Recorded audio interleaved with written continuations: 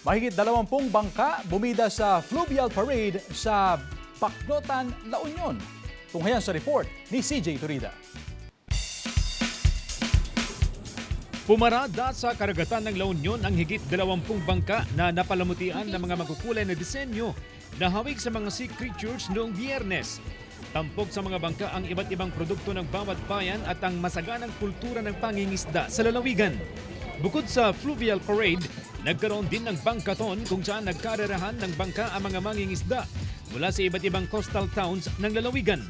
Ang mga aktibidad, bahagi ng selebrasyon ng Bulan Timanalon kan Mangalap o buwan ng mga magsasaka at mangingisda. Layo ng programa na kilalanin ang mahalagang papel ng mga mangingisda sa pagpapaunlad ng aquaculture industry at pagtiyak ng food security sa lalawigan. Siyempre, it's our way of thanking our farmers and fisherfolk of their hard work, of their passion, of their endurance, persistence. Layong din nitong kilalanin ang potensyal ng boat paddling bilang isa sa mga isinusulong na adventure sports sa La Union upang mapalakas palalo ang turismo sa probinsya. Bumida rin ang lakas at pagkakaisa ng mga magsasaka at mga mangingisda sa iba't ibang palaro, kagaya ng hatakasan, kwak-atak, Saco Olympics at Silakbo. Tiniyak ng pamahalaang panlalawigan ang patuloy na suporta at serbisyo para sa mga magsasaka at mangingisda upang mapalakas palalo ang sektor ng agrikultura ng probinsya.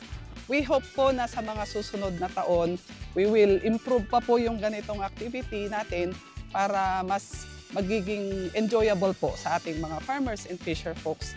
CJ Torida, One North, Central Luzon.